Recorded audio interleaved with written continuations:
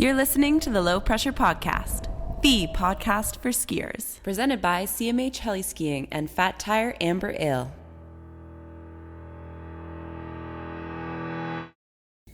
Hey, buddy, what's happening? How are you, pal? I am really, really well. How are you doing? I'm doing great. Yeah, that's a loaded question in this year of 2020, but I'm doing good. You got a lot to look forward to. You got a little baby on the way, you were just telling me. We do. You're hiding in the spare room right now so you can be close in case it wakes up. The first one wakes up. Yeah, exactly. I like your multitasking, the nap time multitasking. All right, now I can get some meeting. I always schedule podcasts and interviews and things for nap time. So yeah, how long do the kids nap for? We're pretty lucky. He's a big napper, but I think it's because we do a lot. I took him rock climbing all morning down in Bishop to wear him out. So, how old is he? He's 2.5. Rock climbing. Oh, God. He's just more adventuring and climbing on little slabs. It's not like he's really doing any of the real climbs. Yeah. He's outside playing in the woods with his dad, right? Exactly. Yeah, that's pretty awesome, man. And you've got another one on the way any day now?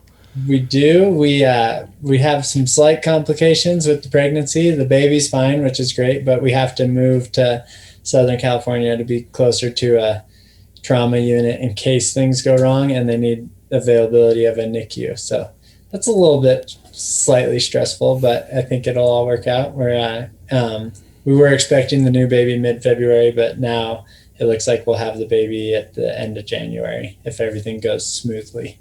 Okay, that's good. Oh, that's at first when you said that, I was like, oh no. I'm like, and in my head, I'm like, what do I ask him about this? I'm just gonna wait to see what he says. Well, I mean, didn't need to share, I guess, but I'm just an honest person. So. That's cool. There's always that weird line of like, I want to talk to people about their careers and skiing stuff, but when it comes to like family stuff, sometimes I'll just let them decide what they want to tell me. Life happens, Right. So how is this last I guess 9 months of, although good thing, 2021 baby. It's not a 2020 baby. Very true. Right. Very You're already stepping up. You're getting past the 2020 curse right off the bat. Yeah, totally. And yeah, I mean, 2020 has been great for me. A lot of cool things have happened too. So I'm not what's the word I'm looking for? Not really wanting for anything and not. Yeah. I was fully blanking. I keep wanting to say stereotypical, not stereotype. What's the word I'm looking for if you're have a phobia of things happening or? Oh, superstitious. Thank you. Jeez Louise, my brain isn't apparently working too well. Yes, not very superstitious. So I think it's just another year and it is what it is. But we started off, you asked how the last 9 months have been. It was a tough year. Our kid, our born baby, our current baby, Koa, his kidneys failed. He had a syndrome called HUS, and Kimmy was up in Canada, and he had full acute kidney failure. Had to be life flighted to Vancouver Hospital, so we were in Vancouver for a lot of February, and then he was life flighted to San Diego for insurance reasons, and then we finished out his recovery there. And luckily, we found out this summer, just recently in the last few months, maybe even closer to the fall, that it wasn't genetic. They continued testing and just checking in on his kidneys because his kidneys aren't fully recovered yet, but it's not genetic, so it theoretically shouldn't come back for any reason. And they think it was something he ingested, maybe E. coli or something along the lines. So started off with a bang, and then we went straight into March, into COVID crisis, and our child had just been very traumatized in the hospital and was terrified of masks. And now the entire world was wearing masks, and he just turned 2. He turned 2 in March. So his language wasn't quite as developed as it is now. So he couldn't quite understand why everyone was now a doctor or a nurse, so it's been a wild, wild year. Oh man, that must have been like terrifying as a new dad too, right? Yeah, it was tough, but here we are. I do actually remember. This seems so long ago. It's been such a crazy year. I do actually remember that. Yeah, I think I sent you a message just to check up on you guys when you're down there. I feel like we did. We had a lot of friendly faces like yourself reaching out, and especially, I mean, Vancouver and Whistler is such a second home to us. So we had, I mean, a bunch of people from Lululemon kept coming through, and all the snowboarders and skiers in the area that we know, and I got to see Anthony Bornowski and Ingrid, like people that I haven't seen in a while made the effort to come see us. So it was really cool. And we were lucky that it was February, because I think had it been March, we wouldn't have been allowed any visitors, So it made Koa's experience a little better to be able to see smiling faces, so. And fortunately enough, it's Canada. So even though, their costs are high, they're not America high. Yeah, totally. And like you said, silver linings, right? If you got to be stuck somewhere, it might as well be somewhere where a lot of people that can take care of you guys. Yeah. My friend Eric Peterson snuck me out. I went and played hockey with him and his son. I used to play hockey when I was a kid, so I didn't know that. Cool. Yeah, it was fun to just like have friends and make it was the best we could for what we were dealt, That's good. Did you have like full gear for you? Like, was it like a... We just played a little pickup, just skates and a stick. Still better than nothing. I had some stinky gloves he let me use too. Yeah. It wouldn't be a game of shinny without it, right? Exactly. So when you're like skating around and just blowing off a little steam, like, and you're dealing with all of that, obviously your skiing and stuff takes secondary or tertiary. Do you know what I mean? Like also, totally. So and then with March, like, did you get really much accomplished in the way of like your skiing career last year? It was really weird. The pressures we put on ourselves as professional athletes, but the pressure I put on myself in particular, because I am a passionate person, and I had agreed to make, like, Dakine had given me creative freedom to make an edit for this season, because they were launching a campaign around progression and what it means to certain athletes. And it wasn't all the athletes. So it was myself, John Florence, and like someone from each discipline essentially. And so I was tasked with that before Koa even got sick. So, the budget was available. I had Tyler Hamlet, who makes all my films, like Fire on the Mountain and all that stuff. We were planning on something, and then all of this happened. And like you said, didn't even look at my phone for a good month or more. But once Koa started recovering and showing signs of normalcy, then of course, my love and desire to ski started creeping back in, and that passion started being relit. So I was like, well, maybe I can just sneak up to Alaska for, a couple days, like watch a weather window. And that never works, but it somehow worked. So this year it did? Yeah, I got a 24-hour window in Haines and was able to create an edit in a 24-hour window, which is crazy. Talk about being efficient with your time, man. People, which never really works. I don't know how I pulled that one off. People are complaining that they didn't get anything like any March or April for their whatever, and there's Benchetler being like, whatever, I got 24 hours. Alaska back, bam, bam, bam, I'm in and out. If you know that Simpsons episode where Krusty goes into the sound booth, and he's like, hey, and he throws he's like, hey, what's up, kids? And he throws all the cards away, and he walks out. He's like, okay, Mr. Krusty, I'm ready. That's you, man. Just walk in, smash it out, and leave. I guess, yeah. Smashing it is maybe a loose term. It wasn't, the greatest skiing I've ever performed, but I was happy to be able to, provide for Dakine. They gave me the rad opportunity, so I wanted to make sure to give 100% effort to it. And just watched the window closely and went for the strike mission, and it worked, which it was cool because I returned there with Tyler, who my first time ever to Haines was with him, Bornowski, and JP, Eclair, and Pep. And so JP, a very massive mentor of mine, no longer with us. I felt like he was kind of gave us the fairy dust, to make it happen. He was able to give us that little 24-hour reprieve, and it was rad just the way it worked out. We had the exact same pilot. This guy Jag, who's been there forever, was our pilot, and Tim Tom, who was our first guide, he was there. It was like it just was meant to be. It was cool. It was like this little JP just served up a little opportunity for us on a silver platter, which was nice of him. That's pretty cool. That's when you start thinking about like karma in the world. Do you know what I mean? Like Totally. after going through all that stress with your kid and just life and everything, and then the stress of wanting to like perform and follow through on a commitment to sponsor, all that kind of stuff. Like all that stuff's got to be weighing on your head, and then all of a sudden it's like, all right, here's your chance, let's go. Yeah, totally. It's I mean, it's I have a lot of wonderful friends and people. I don't know. I feel very fortunate. I feel like I have some good karma. I've been lucky over my career in industry, like just my experience in the industry. I've had some incredible moments and memories, and 2020 wasn't short of any of them. We just wrapped up a full behind the scenes movie of Fire on the Mountain 2 that aired on ESPN primetime and on ABC, which is like big time network here in the States. So I had a crazy year in the end. It was like, in terms of my accomplishments skiing, it was my biggest year that I might ever have. Yeah, that's pretty crazy. Television. So with the Dakine thing, you've got your budget in place, right? Yeah. Were you planning on doing a whole bunch of things, or are you already planning on going to Alaska? Or you're like, oh, sweet, I've got like a day and a half. How can we take this entire budget, get it done in a weekend? Exactly.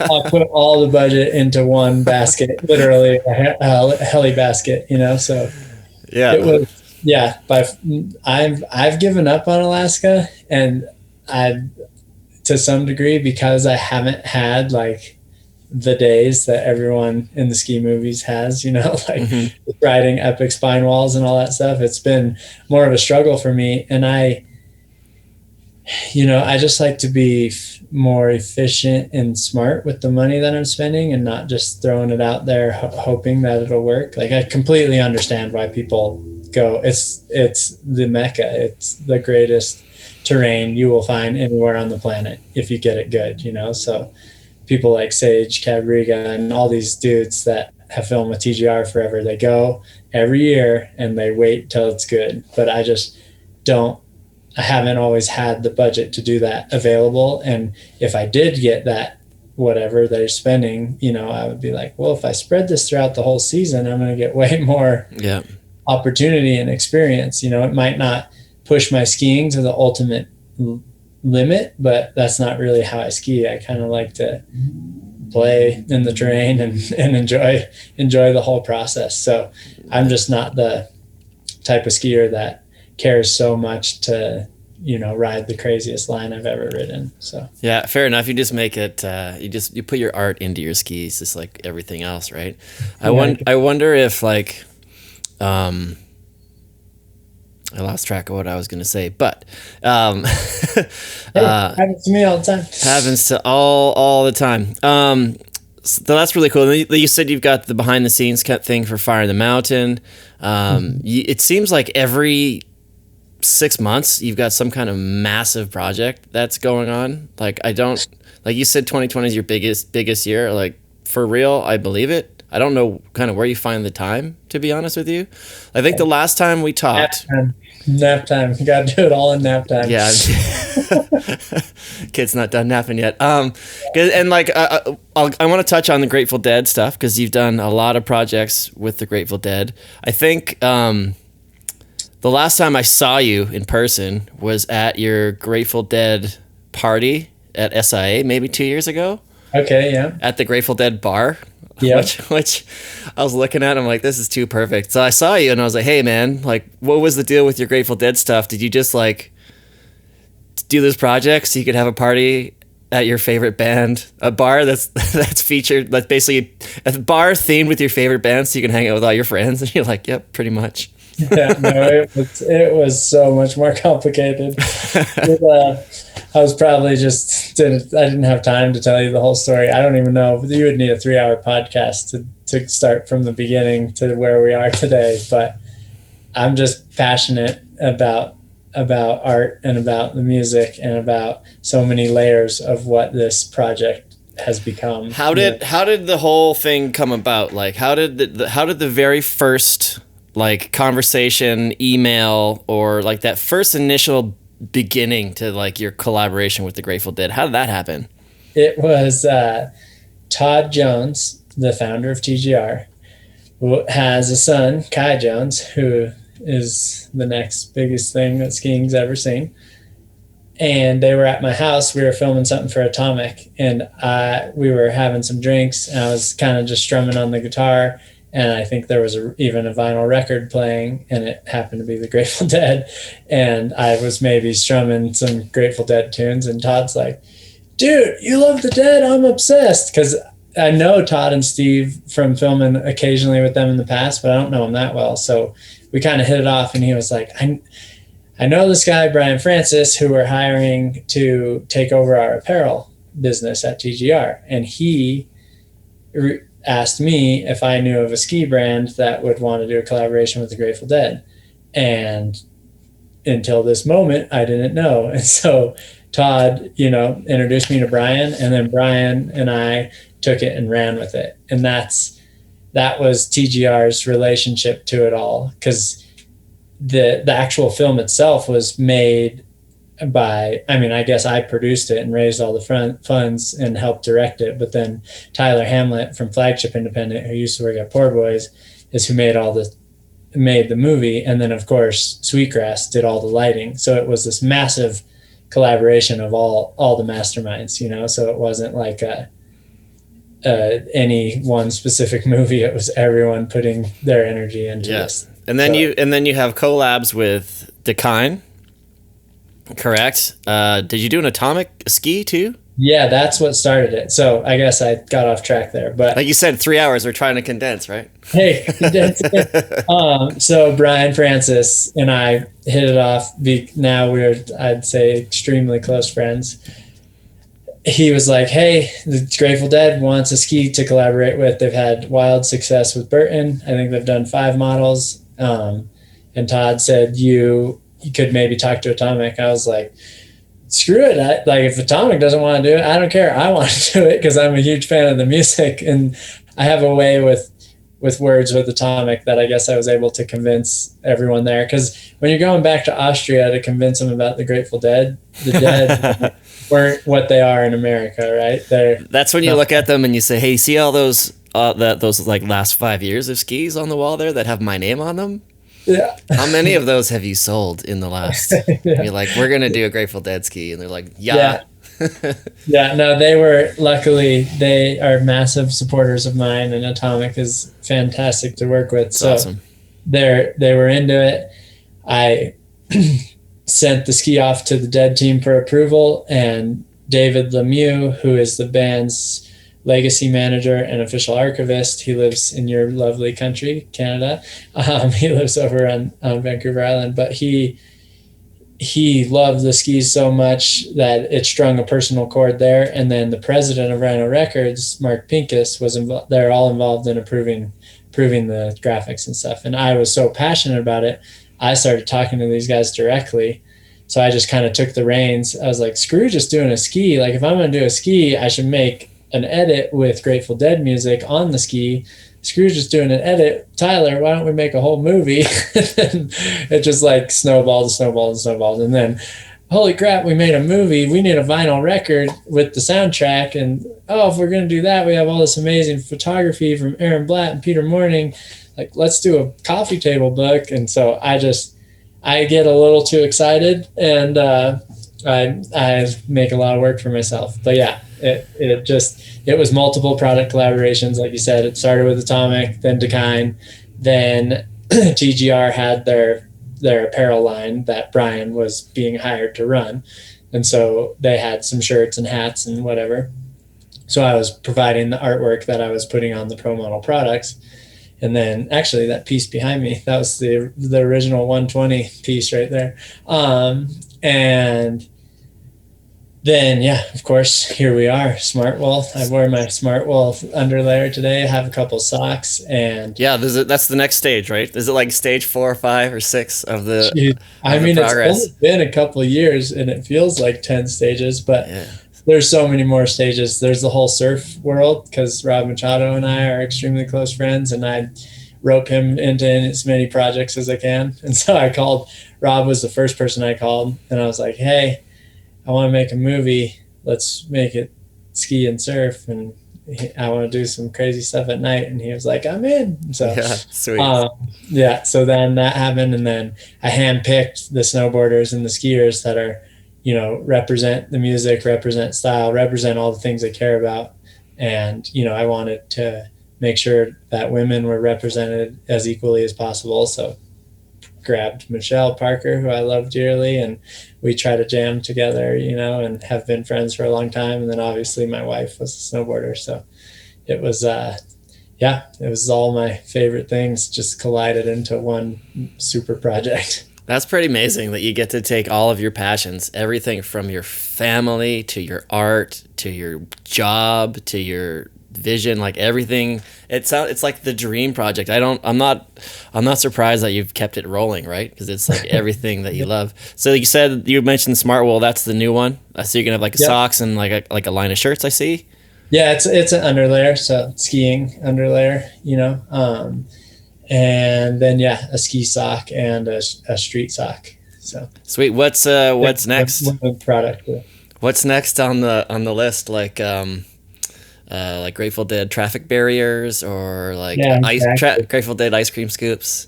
No, the Chris Benchetler ice cream scoop. The I don't know what I'm allowed to speak to, but the collaborations will continue for years to come. Yeah, amazing. I put so much into it, and there's so much momentum around it. It would be very silly to stop now, Now, do you have, like, if you don't mind my asking, you don't have to tell, like, with the business side of things, right? Like, you're doing a lot to pump up the Grateful Dead brand in itself, right? Like they're not still touring, are they? Or I mean, Dead and Company. Jerry's been dead since. So they're still they're still hanging on. They're still doing their thing, right? But there's a whole new generation of people that they can be exposed to. I've never really been a Deadhead. I appreciate some of their music, but I've never really gotten into it like a lot of people have. But you yourself are like almost single-handedly exposing this band to an entire new generation. Yeah. Right? With all of this exposure. Now, do you have like a good business relationship with them? Like, are you doing it obviously because you love it, but at the same time, are you getting back from it what you should be? And it's funny that because to answer your question, I am doing it because I love it and I'm passionate about the music and the art we're creating, but 1,000% I've gotten it all back. I mean, Mickey Hart joined us for our Zoom call, who's the drummer for the Grateful Dead, and gave me and Tyler like a track for the opening scene of the ESPN movie. So it's like he's not charging me. And then going deeper into the business side, I mean, Mark Pincus and all of those guys have been so generous with their time, and I've been paying for things, but I don't know how discounted, but it's not. I imagine they're helping me out tremendously, and they see the benefit as well. So it's been a very, give and take relationship on both sides, and they've been a pleasure to work with. So I'm very, very grateful. And I mean, Bill Walton's involvement is insane. He's essentially a member of the band. I think he's been to over 1,000 shows. And when we premiered it in New York, it was at the World of Macintosh, which did the original Wall of Sound for the Dead back in the 70s, I think. And the next night we went to a Dead and Co. show in New York at the Nassau Coliseum, and like Bill and his wife brought us backstage with the whole band like at mid-show, me and Rob and Kimmy and Tyler. And so, I mean, the involvement is, they don't need to do anything, right? Like they just usually, you brought up The Simpsons earlier, I know there's a Simpsons episode that plays on like how long a Dead song is, so they could just license their music and make a lot of money and just keep going with their life, but they saw the passion and the purpose and the true meaning behind why we were doing all of this. So do you think when all the COVID stuff dies down, you think the ultimate for now is the ultimate goal to have them ask you on stage and just like strum along on one of those epic jams.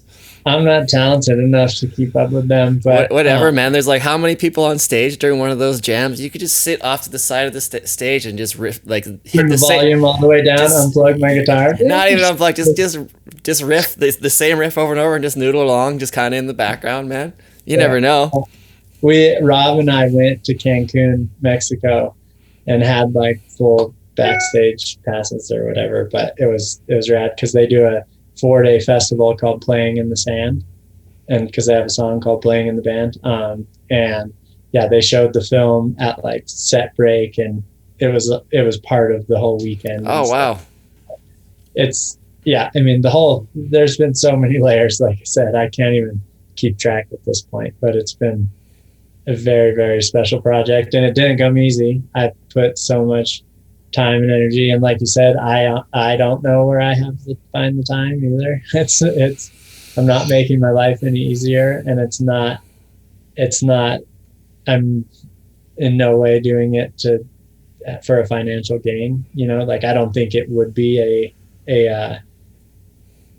a successful business model, like how much energy and work I put into it. And just the book alone, like the film was one thing, then the book took me and my friend Tim Clayton, who helps design all the atomic skis, like months to design a book. I didn't know what I was doing, and I'm like calling my friend Ashley from Powder to be the publisher because I don't know how to source paper. Like I'm just always calling on all my friends, and then I'm involved in every step of the way. And I hope I can repay the thousands of favors that have been pulled for this project. You got to start Chris Benchetler Industries or Inc. Like it's a publishing house or recording or like a record label and like a film company. Like because it seems like you've already done that, man. Like if you think about it, like you've done all of those things, right? And as you cruise along, you said, "Oh, I'm learning about this. I didn't know how to write a book." Well, now you do. So what's going to stop you from putting another one of like original art or whatever, right? Like what's stopping you? And with the time, I was going to say with the time thing, one thing when I first started the podcast, I did an episode with Douglas, I think one or two. It was my first season actually. You and the boys were on the first season. Yep. Like episode 20 or something like that. I think Douglas was like 22. And one of the things he was telling me about is like busy people know how to find the time. The busier you get, you have no choice but to like sort it out, right? Whereas if you're not that busy, you don't get anything done because you always have all this time to get everything done.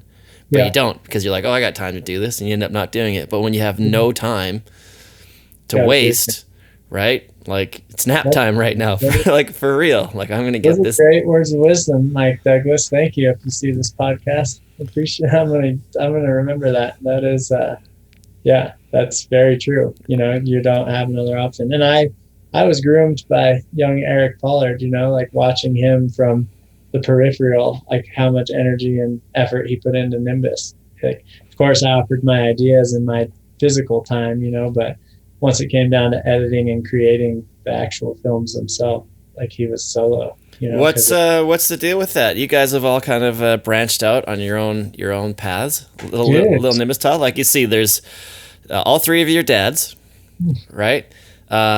Two of the members there are like in rival startup ski companies. Yeah. I'd say they're probably not rival. I know. I'm just trying to be traditional media and stoke a beef. Yeah. No, I just spoke to Pollard today at length. We both, all three of us, me, Pep, and Pollard, all have November birthdays, so it's a good month to catch up with each other.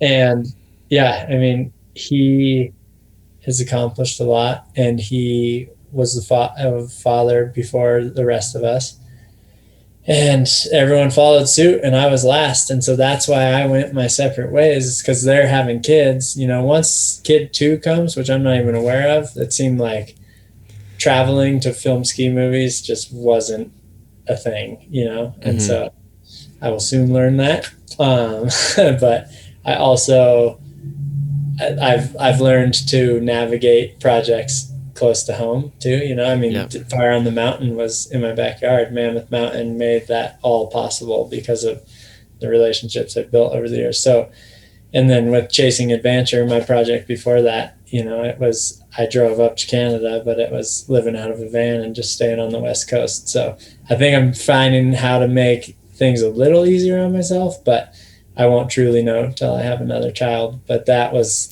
what split us up, was just time. And Eric had put so much energy into Nimbus for so many years. He needed to reevaluate and be with his family, like some time off. And he's been working on that company for quite some time. So that was in the works. And, and Pep went back to school. He was potentially, or did take over his family's farm. There was so many things, and we're all still as close as we ever were. And sadly, I mean, Andy left before the rest of us because he just didn't want to leave Washington. And I need to call Andy more. And his kids are like old now. Like his kids are old enough to go shredding with and not have to like snowplow. You know what I mean? Yeah, like he gets to go ski lines with his kids now, I'm sure. Yeah, it's really rad. And I mean, Pollard's the same. Isabella's 9, I think. Oh, wow. Crazy. Which she was part of our first podcast, I think. She was wearing a big sled helmet. I remember her photo. Was it Pollard? No, Pollard. Eric wasn't there. Yeah, he was. No. We had the place in Pemberton? Yeah, no, it was you and me, Pep. And he just broke his leg. Yes, and I remember when I rolled up, you're like, you can't say anything about this. Eric just busted his leg. He's gone back to Portland. His sponsors don't know yet. You can't say anything. Yes, that does ring a bell, because that was after Russia. That was after the bad break, right? And he re-fractured it. Yeah, you told me that. I think you told the Russia story then. And I think that's why it popped up. And you're like, he broke his leg again. You can't tell anybody. Nobody knows yet. Like, keep it on the down low. I was like, all right, no problem. I still have yet to have him on the show. He's like my white whale. Yeah, he's elusive. Right? He's elusive. One day. One day. Well, do you think we'll have like a Nimbus reunion at some point? Maybe like another 5 years. Bring it back. I think if we wait that long, maybe all our kids will make the next Nimbus film. We'll all the dads will be filming them. Nimbus Mini. Nimbus Minions. Yeah, that would be sweet. That would be really, really sweet. I'd be down to that for sure, man. So with all of this, obviously. With all of the guys we're talking about, skiing has become kind of reduced. The more kids you have, the better your time management gets, but also the fewer things that you're doing are for yourself. Yeah. If any. Right? Totally. So and I'm thinking about people like maybe Ingrid, like Backstrom, when she had her kid, like she didn't disappear, but she would pick her moments, right? She'd appear for a specific project, or like a lot of pro athletes with kids have their specific projects, that sort of thing. So now, are you like expecting to dial it back? Obviously, I'm sure you are, but like, have you started the transition? And you're getting a little older too, right? Like you're probably your mid-30s now, yes? Yeah, 34, just turned. Right. So I'm not planning on dialing it back. Like in terms of where my mind goes and the aspirations I have and the relationships I've built these last few years, like I have some big ideas. They don't involve traveling as much, they involve staying closer to home, but they're not any less work. So it's not an every year pump out and edit mentality. It hasn't been, for me for quite a few years, but it will continue. There's a lot of momentum right now, and I think I have more passion than ever. And it's, in terms of like my technical skills on skis are going down for sure. Like I just don't ski anymore, but that hopefully will come back. I'm still just as like psyched to, get better at slashing turns and doing hitting jumps and doing all the things. It's a matter of where the time management, like what's more important? Is it creating, art for the next ski graphic, or is it going and hitting a jump and getting some photos or film, so it's like, I just have a lot on my plate, and I'm learning how to navigate it all. And my plate isn't getting any less full. You keep adding stuff to it. That's my problem too, is I keep adding. It's like, all right, I've got this and this and this to do, and someone's like, hey, this is a cool idea. I'm like, oh, I'm going to start that now. Who do I need to talk to? And it's like, oh, I literally don't have time for that either. Yeah. I wonder if there's going to be like a movement, like, so, you know, the last 20 years of skiing has been like the most crazy 20 years ever, right? You started off with like the first twin tips coming in late 2000s, all the ski movies starting to really ramp up and make things happen. All of the different improvements and like technical innovations within like the hardware itself, all of the technical stuff in the last like 5 years even, with regards to like cameras and all that kind of stuff. And I'm getting to like the part about old guys skiing. Just give me a second. So like, well, I'm older than you, man. You're a young chicken. But like, as things have gone, it's always been like the young and new, right? It's just like anything. Mm-hmm. Who's the new hot thing? Who's throwing down? Who's pushing the progression, right? Whereas now we get to a point where a lot of those skiers that were in that golden age of skiing are now getting a little bit older. You know, like you see the MSP movie, you got the old guys, Hoji and Abma and Rubens, right? And it's like the old guy segment. I wonder if there's still a market for like an old guys movie or something along those lines. Do you know what I mean? Because I think where I see it going, and I mean, Abma's just as fired up as I've ever seen too. Like I skied. We got at Heli. We've jokingly had the old guys crew. I called Pollard, hit up Abma. This was the year I was tasked with making the 10-year edit for my atomic ski. If you go back and find it, just type in like 10-year atomic edit or something. But it was the old guys trip. I was staying at Abma's house, hit up Pollard. I was like, we need to fill a heli. I need some footage for this project. And, you know, Pollard was working on Drawn from here. And so he needed footage, and Abma is always just season after season killing it. So we fully had the old guys crew out in Pemby in the heli, and it was amazing. You know, like it's just nothing's changed from how fired up all of us are on skiing, and that's what I mean too with that is like you guys are all fired up, and it's like the same thing I can explain. I'm trying to like figure out a way to like compare it to something. Like you look at Facebook, right?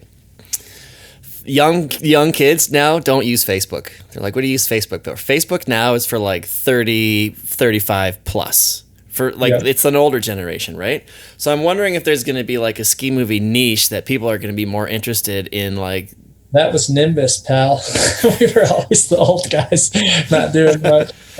You know what I mean? But like have like, but I mean in the way of like having careers extended longer than maybe they have been in the past. You know what I mean? Like maybe you're not throwing triples and stuff now, but you can still ski a sick line or create a really beautiful aesthetic when it comes to like the visuals for a project. So I don't know. I wonder. I'd like to see how that goes, because a lot of what I've talked to with a lot of people is like, what's your next step? For certain people, I've asked like, what's the next step in your career? Like, what happens when there's no skiing that's going to pay the bills anymore? You, I don't think you have to worry about because of all the things, all those things on your plate. But do you think about that kind of stuff too, or do you even have time? Or is it just like, you know what, maybe that's why I'm doing all of these things and I'm learning all of these things is because I'm going to have to use them down the road?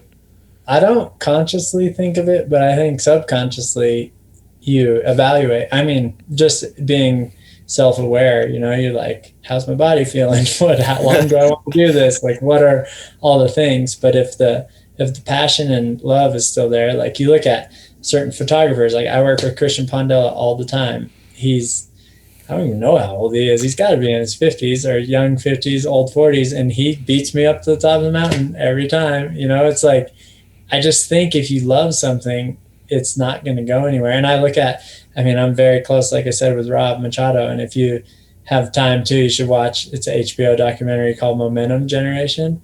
And it's about, him and Kelly Slater. And they're a great example. Their sport maybe doesn't have as much impact and physical trauma on the body, with surfing. But Rob's, I think 47 or 48, and he's still one of the greatest surfers that's ever lived, and my favorite to watch, and so I think that inspires me. He's got a lot of years on me, and he's still young and spry and rips on a surfboard. Like, he's so fun to watch. So, hopefully I just keep navigating these waters, and if I'm still making movies with Tyler and stuff, hopefully I'm a source for the old guys movie. I don't know. I would love to go shred with everyone that I grew up looking up to and shredding with, so. Mm-hmm. I hope that's a thing that happens, is that there's always the interest in like I said, the young up and comers and the new, but for people that are established, it's like the Champions, is it the Champions Tour in golf? I don't watch golf. No, there's like the PGA, and then as soon as you hit like 50 years old, you can join the Champions Tour, and it's like a whole other tour. But all the dudes that have been, it's like a little less competitive. It's a bunch of old guys just being like, "Yeah, we made it." You know what I mean? Maybe that'd be a sweet edit. The Champions Tour. Perfect. It'll be sponsored by like Theragun. And like a trigger point, and like some hyperbaric chamber, some CBD stuff. Trigger point rollers and stuff like that. Yeah, maybe a walker company. Yeah, right. The Grateful Dead, Chris Benchetler walker. Yeah, there we go. Do you have like ideas for, like, obviously you work with a lot of the companies and stuff, and you see you got other ideas like on the side, but like, when it comes to like your art is something I wanted to ask you about, because you're an extremely skilled artist. That's very nice of you. You're very welcome. It's true. I appreciate your humble response. But how many people can literally paint a mural at like an SIA conference where everybody knows you and everybody's walking by you, everybody's seeing what you're doing? Like, you got to have some cojones for that sort of thing, man. You've got to have like some confidence in your abilities in order to stand in front of thousands of people in your industry who all know you and create a piece, right? That's so, yeah. I didn't love that piece, by the way. Very rushed. They usually take me longer than a few hours. That's for sure. Right. So with your art, is that another route that you may be taking? Is not necessarily like combining it with like a brand, which is obviously has worked well for you, but is like a fine art kind of an angle that you've been thinking about? Like you make big pieces and I'm learning a lot. I collaborated with a friend.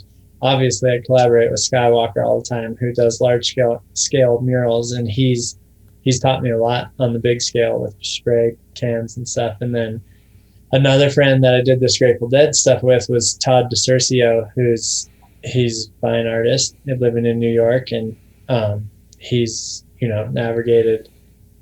He's very underground but very successful, and he's friends with Machado and Taylor Steele and all those guys is how I met him. But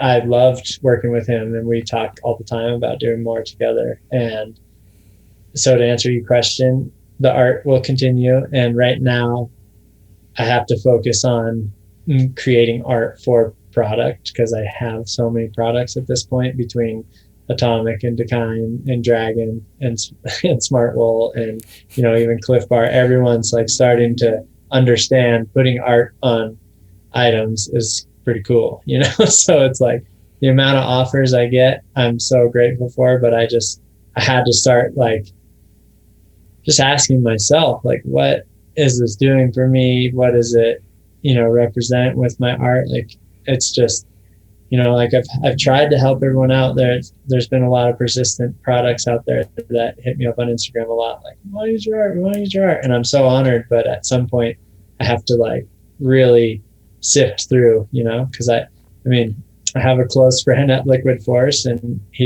we did a wake surfer, Sky and I, and we're going to do another one because they loved it so much. So I'm going to do one on my own, and I could take it as far as I want. I did a towel with Loose, which is a towel company, and they want to do more. And, I did a hammock, which I probably won't do more hammocks, and then there was a chalk bag for climbing. So like there's tons to, so is that kind of how you want to continue, is like just making art for things because it's a little bit more commercially viable, or have you ever considered being like, I want to paint this for myself, or I want to house this in a show, or I think this needs to be on somebody's wall instead of that's what I would rather.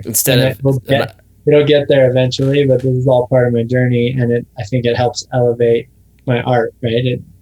I don't really know how an artist becomes what he is, but it seems like notoriety and, awareness of the art itself. And I feel like having the companies that align well, like another collaboration I'm doing is another Whistler company, Goggle Sock, and they, Dragon had used them in the past, and I asked Dragon, I was like, hey, these guys want to do something with me. I don't necessarily need to. Hey, there we go. Goggle Sock, baby.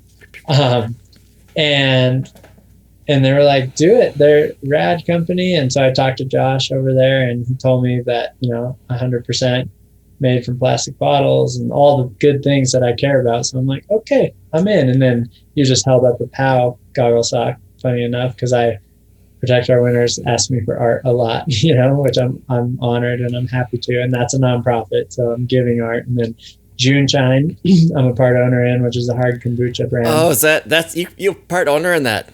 Yeah. Oh, Casey Dean writes for them. That's how I know them. Yeah, they're awesome. And so they approached me early on before they started their first fundraise, or right as they were starting their fundraising. And I was like, dude, this is cool. I like drinking. It hurts my head the next day, but like a day after shredding, I love, cracking. So what's that all about? So June Shine is a hard kombucha, right? Yeah, so it's just fermented longer. It gets about 6% alcohol, but it's 100% organic ingredients and probiotics, and it's good for you. Obviously, drink too much, you're still gonna, hurt your liver, whatever else drinking hurts. But it's rad. So I don't, and not that I ever felt bad drinking a beer, but it's really nice to just like have something that's not a beer sometimes. Yeah, and just know that the company is sustainable and doing great things. The ingredients, I care a lot about what I eat. That's what I'm trying to do to help keep me young is eat well. And drinking. I still love an old fashioned and some tequila occasionally. So it's like that's still gonna happen, but it's is it like a carbonated beverage, or is it just like it is? Yeah. If you've had kombucha, it's the same. You can't even taste alcohol because it's just fermented longer. So it's just the flavor of whatever kombucha they make, except you get buzzed. So how did that come about? That's another angle of this Chris Benchetler empire. The Chris Benchetler lifestyle is what JP used to call me. They could call they could call it Benchetler, the June Shine Get Benchetler. Yeah, no, that's the thing about JP so much, because he always worked so freaking hard, and he was so creative, like Pollard and like all these other people. Like he did so much for the ski industry, but he was so busy, and he always saw me as just having fun. Like, oh, Chris is surfing again. Oh, Chris is mountain biking. Oh, Chris is skiing. Oh, what? And he's like down at Poor Boys, just editing his life away, like making these films or for Sherpas or whoever. And now I'm just right where JP was. Yeah, right. So busy all the time, but he was so creative and he was so passionate and cared so much. So that was a tangent, but the Chris Benchetler empire, he always just was like, oh, the Chris Benchetler lifestyle.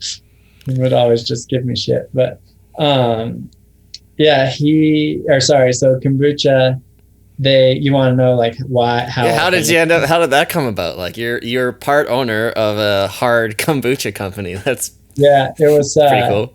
The surf industry, and because of Dan Narkunis, I'm pretty sure, because he films Albie Lair, and he used to make rage films for skiing back in the day.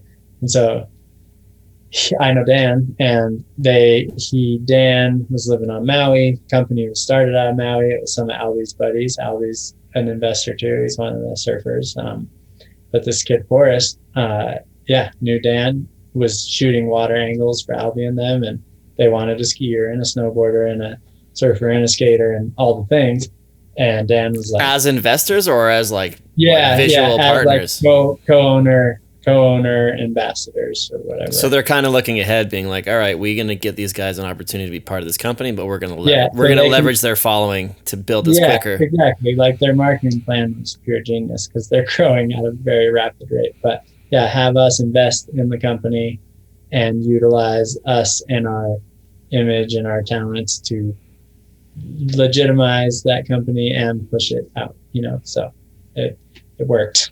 Yeah. So how is it going? Because I don't think we have it up here, but I've seen people posting. I know they can barely keep up with it just in the States, but it's going incredibly well. I don't know.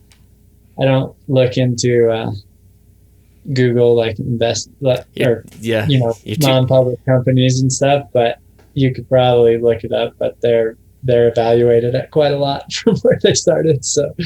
Fantastic. Well. Is it one of those things? Yeah. I'm sure it's one of those things too that you're just like, all right, not even thinking about it until you have a conversation with someone like me, and then afterwards you hop on the phone. You're like, oh yeah, we're actually doing pretty good.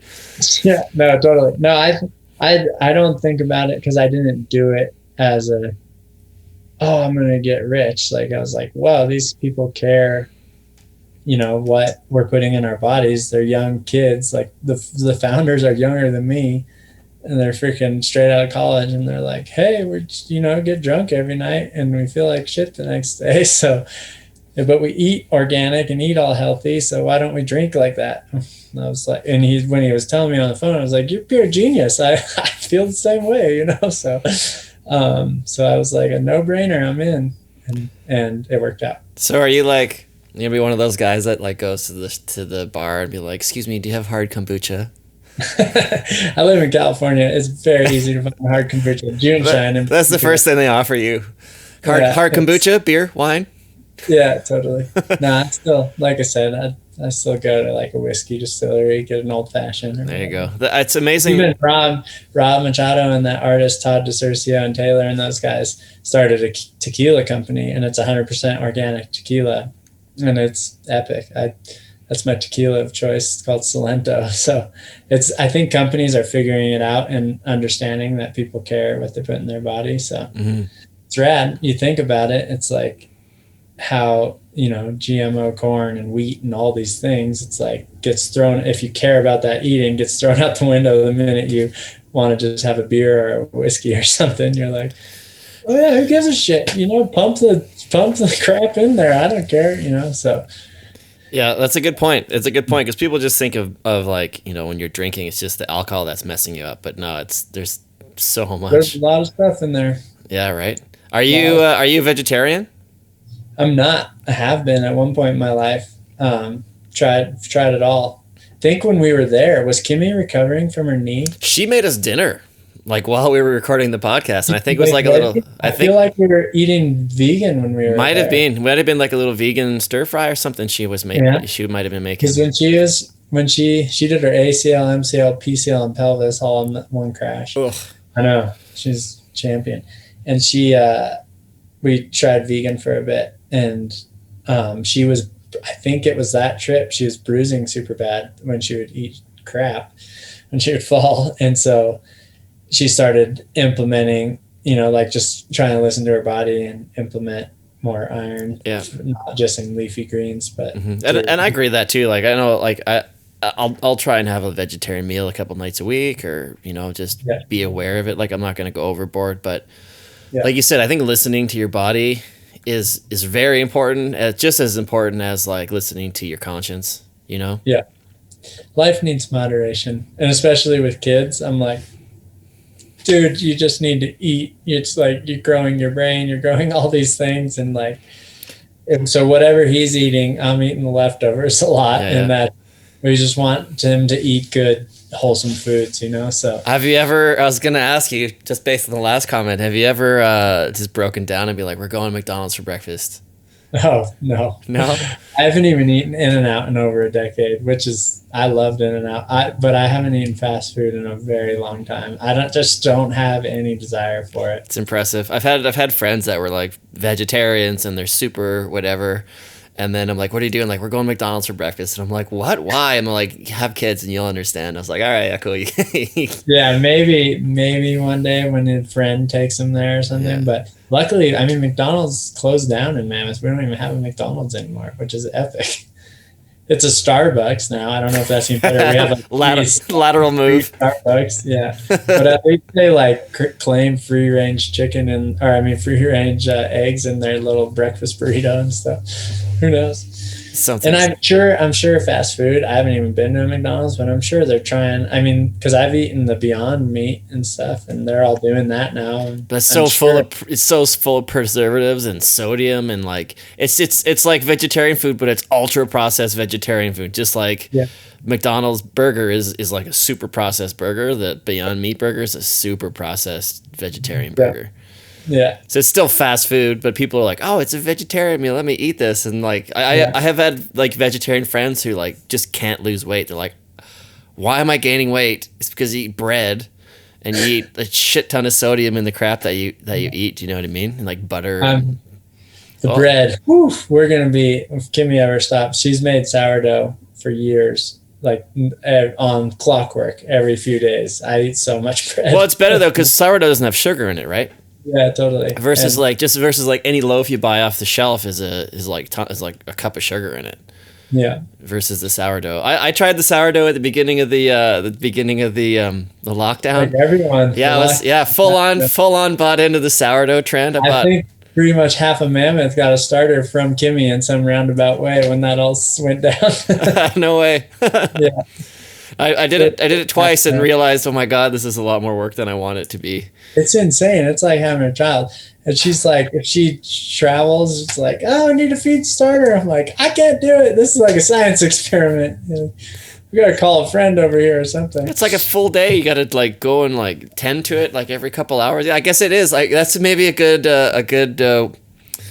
suggestion. If like you want to have a baby, get a sourdough starter and a dog, and then you're still going to be totally screwed. Yeah. It doesn't prepare you at all. But it might help with your time organization. Yeah, that's awesome. So so you're heading down to San Diego here pretty quick with the family, and you've got a comfortable spot to hang out in. Yeah, totally. So we were just there for way longer than we've ever been. Do you have a house there? We left. We have a place to reside, which is nice, in North County, San Diego. So we went when the fires were super bad here. We took the van down, and we're gonna just camp and do some beach van life for a little bit. And the fires in Cali were just horrible, and the smoke here was like as bad as it's ever been. The fire was only 10 miles west of town, so we didn't come back for 2 months. So we're kind of prepped for being down there, I guess. The only sad part is it's winter now, and I would love to be skiing, but I would way rather a healthy child and take care of my wife. So absolutely. And that's the Grateful Dead Atomic van? Yes. I mean, we forgot to mention the van. I remember at that party when I was asking you if you just did this Grateful Dead stuff so you could throw a party for all your friends at the Grateful Dead bar. I was talking to Jossie because I had actually recorded an episode with Jossie, I think, that day. And he's like, oh man, I got to drive that thing too. It was awesome. he was pumped on it. That thing is nice. Yeah. Yeah. And is it enough room for four? We have makeshift seating in the back with a seat belt that you sit horizontally. You're not like facing forward. And then Scotty, who built it, he's a wizard with carpentry, and he's like building vans full time now. But we attached this like steel base plate to the floor when Koa was a child, and then a car seat that can grow with him, and it attaches to where the actual seat attaches to the frame or whatever. So it's super safe. But I say super safe because if you get in a wreck in any of those things, like all the woodwork inside is probably going to explode.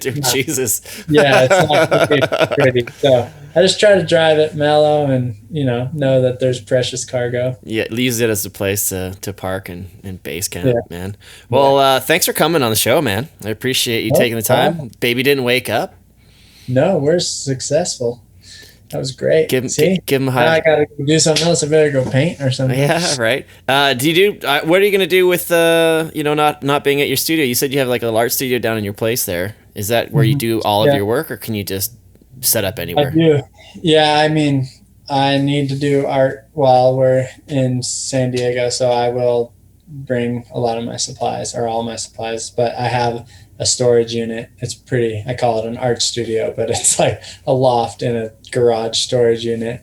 And yeah, it works. It's cold. There's no heat or anything. San Diego though. Come on, man. No, my studio's here in Mammoth. Oh. And so I have to bring all my supplies down to San Diego, and I'll probably set up my van as like a little art studio or something. There you go. So I can sneak away, and because I'm going to bring the van down so Koa and I, because Kimmy's kind of got to lay low for the rest of the pregnancy. So I'm on like full-time dad duty. Take him down to Tijuana, teach him how to be a man. Exactly. Exactly. Sweet, man. Well, what's coming out from you in the next nearby, other than the Smart Wool sock and the Smart Wool project? Anything else coming out anytime soon that people can look forward to? I mean, we're launching that. We have a cool edit. That little edit Mickey Hart gave us a track for, which I'm very honored. And that's out soon, right? Yeah, I forget the date. That was your job to figure that. Yeah, that's because we were going to record this about a month ago. I think this is going to be out on the 10th of December, and by then, I'm sure you'll have heard in the intro or the outro to this episode. I'll tell you guys exactly when you can find all that stuff. And I'm sure most of the people listening to this follow you on Instagram or follow you on social media anyway, so they'll know. Yeah, and I mean, the biggest project was the vinyl and the book release, and Smart Wool has a big allotment, and that's kind of, you get a gift with purchase. If you buy enough of this stuff, they're going to just give you the book and vinyl, which is epic. So sick. Reason to buy it. And kind of one of the last places to get the book and vinyl, because it was a limited release of only 2,000 made. So pretty rad to have a limited release Grateful Dead vinyl record in your arsenal, and then some Smart Wool goodies. So yeah, there's that. And then what else is, I mean, I do have more to share. There's other projects. It's coming when it comes, right? Kimmy and I have been working towards something since before Koa was even born. So there will be something big in the pipeline with her and I, like as a family thing. And then Rob and I are always scheming. We got another cool little project in the works, but that's going to be some time from now too. So love it, man. Well, thanks for giving me your time. Yeah, anytime, bud. It's good to see your face again. Likewise. Best luck with the trip back down to San Diego, and best of thinking good thoughts for you and the fam. Thank you. And we'll talk to you again soon, man. Alrighty. You've been listening to the Low Pressure Podcast, the podcast for skiers. This has been a Redmark Media production.